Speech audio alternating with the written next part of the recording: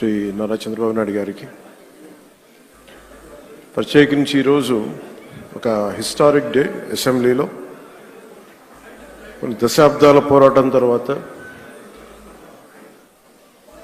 వర్గీకరణని ఈరోజు చాలా విజయవంతంగా బిల్లుని ప్రవేశపెట్టి దాన్ని సాధించిన ఘనత గౌరవ ముఖ్యమంత్రి శ్రీ నారా చంద్రబాబు నాయుడు గారిది. అలాంటి సక్సెస్ఫుల్ రోజున ఈ రోజున శాసనసభ్యులందరూ ఈ క్రీడా సమ్మేళనం తాలూకు మన ప్రైజ్ డిస్ట్రిబ్యూషన్ కానీ అలాగే ముఖ్యంగా ఈ కల్చర్ ప్రోగ్రామ్ చూస్తే నాకు నేను చేసిన గబ్బర్ సింగ్ సినిమాలో నా పోలీస్ స్టేషన్ సీన్కి వచ్చింది. చచ్చిపోయాను నిన్న.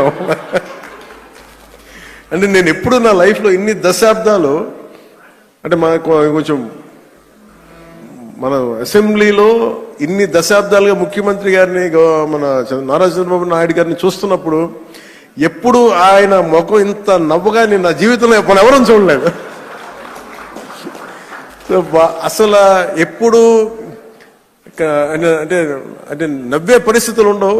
ప్రత్యేకించి ఇందాక మన గౌరవ శాసనసభ్యులందరూ కల్చరల్ ప్రోగ్రామ్ చేస్తూ ఉంటే ఒక నియోజకవర్గాన్ని బాధ్యత మోసే ఎమ్మెల్యేకి ఇన్ని బాధ్యతలు ఉంటే 175 నియోజకవర్గాలు, ఆల్మోస్ట్ ఒక ఇన్ని పార్లమెంట్లు, 25 పార్లమెంట్లు, ఒక రాష్ట్రం, ఇన్ని కోట్ల మంది జనం బాధ్యత మోసే వ్యక్తి నవ్వు రావడం అనేది ఉండదు. ఎప్పుడు లోపల ఎలా చేయాలి సమస్యను ఉంటుంది. అలాంటి వ్యక్తికి మీరు, అలాంటి బలమైన నాయకుడికి మీరు నవ్వు కలిగించినందుకు మనస్ఫూర్తిగా మీకు చేతులెత్తి నమస్కరిస్తున్నాం. ఒక సింపుల్గా చెప్పాలంటే మీరు చేసిన performance simple I can say wow. అసలు ఎంత ఆనందాన్ని ఇచ్చిందంటే నేను మర్చిపోయాను. నేను అసలు అంటే నేను ఇంటికి వెళ్ళి కూడా కొన్ని రోజులు నవ్వుకునే పరిస్థితి ఉంది నాకు. అంటే ఇది ఎంత అంటే ఇది మన ఒక్కళ్ళకి ఆనందం కాదు. ఇది శాసనసభ్యులు అంటే ఎప్పుడు వ్యక్తిగత కక్షలు, గొడవలు, అరుపులు, కేకలు అన్న సంస్కృతి గత 5 సంవత్సరాలుగా చూసాం. అలాంటిది మనందరూ విభిన్నమైన పార్టీలకు చెందిన వాళ్ళం, అందరం కలిపి ఎన్డీఏ కూటమి. అలాంటి ఇదే వేదిక మీద అనుకుంటగా మన ఎన్డీఏ కూటమి మొత్తం ఆ రోజున పురంధేశ్వరి గారు కానీ నేను కానీ అందరం ఆ రోజున గౌరవ ముఖ్యమంత్రి గారిని ప్రతిపాదించినప్పుడు ఒక కొత్త ఆశ కలిగింది. రాష్ట్రానికి 5 కోట్ల మంది ప్రజలకి, దేశానికి ఒక బలమైన, ఒక సమర్థవంతమైన నాయకత్వం ముందుకు వచ్చింది నడిపించడానికని. ఈ రోజున సమర్థవంతమైన నాయకత్వమే కాదు, ఆనందాన్ని పంచే నాయకత్వం కూడా శ్రీ నారా చంద్రబాబు నాయుడు గారిలో చూసాం. అసలు ఇలాంటి వేడుకని ముందుకు తీసుకెళ్లిన వ్యక్తి సహజంగానే ఆయనలో ఉండే ఒక గ్రేట్ హ్యూమర్ ఉంటుంది, హాస్యశీలి. శ్రీ చింతకాయ మన గౌరవనీయులు స్పీకర్ శ్రీ చింతకాయల అయ్యన్న పాత్రుడి గారి పాత్ర ప్రశంసనీయమైంది. ఎందుకంటే ఆయన కనుక పూనుకోకుండా కానీ ఉండుంటే ఇంత ఆనందాన్ని మనకి లభించే అవకాశం ఉండేది. మనస్ఫూర్తి చింతకాయల అయ్యన్న పాత్రుడి గారికి మనస్ఫూర్తిగా ఈ సందర్భంగా నేను ధన్యవాదాలు తెలియజేస్తాను. అలాగే గౌరవ అసెంబ్లీ చైర్మన్ శ్రీ కొయ్యి మోషన్ రాజు గారికి, అలాగే దుర్యోధనుడిగా మనందరిని ఆలోచించిన శ్రీ రఘురామకృష్ణరాజు గారికి, కమిటీ సభ్యులకి, స్పోర్ట్స్ డిపార్ట్మెంట్ అధికారులకి, కార్యక్రమాన్ని విజయవంతంగా నిర్వహించిన ప్రతి ఒక్కరికి నా హృదయపూర్వక కృతజ్ఞతలు. ఈ 3 రోజుల పాటు మన శాసనసభ్యులు cricket, tennis, shuttle, volleyball, kabaddi, athletics, tug of war అనే క్రీడల్లో ఉత్సాహంగా పాల్గొనే క్రీడా స్ఫూర్తిని ప్రదర్శించారు. నాకు దురదృష్టవశాత్తు ఏంటో నేను ఎప్పుడు నా క్రీడలు నాకు తెలియదు చిన్నప్పటి నుంచి కూడా. మొట్టమొదటిసారి నాకు కూడా ఒక ఆశ కలిగింది, నాకు కూడా చేయాలనిపించింది. మేము వచ్చే సంవత్సరం ఒక ప్రయత్నం చేస్తాను. ఈ పోటీలో విజయం సాధించిన సభ్యులందరికీ నా హృదయపూర్వక అభినందనలు. మీరు చూపించిన సహనశీలత కానీ, పట్టుదల కానీ, ఇది ఏదో సరదాగా ఇవన్నీ కంటే కూడా మనందరి మధ్య ఒక స్నేహపూర్వకమైన వాతావరణం, అంటే ఏదన్నా సమస్యలు వస్తే కలిసికట్టుగా పోరాడే ఒక ఐక్యతనిచ్చింది. అది నాకు చాలా చాలా ఆనందాన్ని ఇచ్చింది. అందరం పార్టీలకు అతీతంగా మర్చిపోయి ఆ సీనియారిటీ, జూనియర్ని తారతమ్యాలని మర్చిపోయి అసలు ముందు తీసుకెళ్లిన విధానం, ఈ స్ఫూర్తి ఒక ఆంధ్రప్రదేశ్కి కాదు భారతదేశానికి కూడా ఒక స్ఫూర్తి అని మనస్ఫూర్తిగా నాకు నిజంగా చాలా ఆనందంగా అనిపించింది.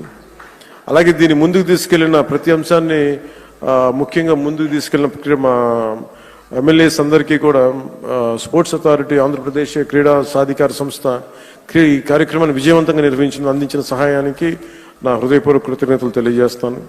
క్రీడా మైదానంలో ఏర్పాట్లు కావచ్చు, అవసరమైన క్రీడా సామాగ్రి, క్రీడాకారుల సౌకర్యాలు వంటి అన్ని విషయాల్లో వారు చేసిన కృషి చాలా చాలా ప్రశంసనీయం. శాప్ అధికారులు, కోచ్లు, మరి సిబ్బంది మన అందరి తరపున ప్రత్యేక ధన్యవాదాలు తెలియజేస్తూ, మీ అంకిత భావం వల్ల ఈ రోజున క్రీడా సమ్మేళనం ఇంత విజయవంతంగా సాగింది.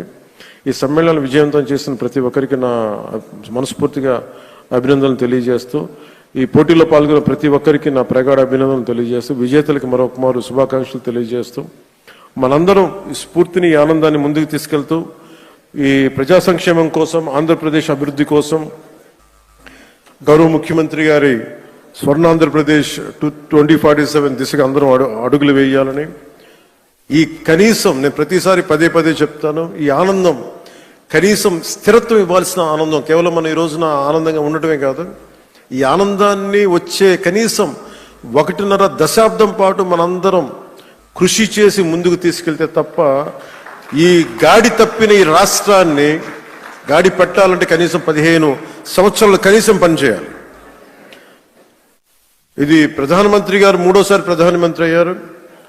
అలాగే ఆయన 3 పర్యాలు నేను ముఖ్యమంత్రిగా చూడాలి నాకు మనస్ఫూర్తిగా నాకు ఆశయం, కోరిక కూడా. ఎందుకంటే ఆయన అనుభవాన్ని మనం ఎక్కడ కూడా అసలు పక్కన పెట్టలేం. సో ఆయన దగ్గర నేను మనస్ఫూర్తిగా ఈరోజు మరోమారు గౌరవ సభ్యులందరి తరపు నేను ముందు చెప్తున్నాను, ఆయన దగ్గర నుంచి నేర్చుకోవడానికి కానీ, ఆయన కింద పని చేయడానికి కానీ నేను అనుక్షణం ఎప్పుడు సంసిద్ధంగా ఉంటానని తెలియజేసుకుంటూ, నాకు ఈ అవకాశాన్ని ఇచ్చిన ప్రతి ఒక్కరికి ధన్యవాదాలు తెలియజేసుకుంటూ, ముఖ్యంగా మీరు ఇంటికి వెళ్ళేటప్పుడు మీరు చాలా అనుభవాలు తీసుకెళ్తున్నాను. ఇందాక గౌరవ ముఖ్యమంత్రి గారు కూడా చెప్తా ఉన్నారు, వారిద్దరు గౌరవ మన సుందరపు విజయ్ కుమార్ మన ఇంకో శాసనసభ్యులు ఇద్దరు చేసింది, రాలిపోయే పువ్వా నీకు రాగాలి ఎందుకంటే, నేను అది గుండెల్లో నింపుకొని కారులో వెళ్ళే వరకు, ఇంట్లో పడుకుపోయే వరకు ఈరోజు అదే నవ్వుతూ ఉంటాను. ప్రతి ఒక్కరు చేసింది అంటే మనస్ఫూర్తిగా అందరికీ ధన్యవాదాలు తెలియజేసుకుంటూ, జయ ఆంధ్ర, జయ భారత్, జయ హింద్.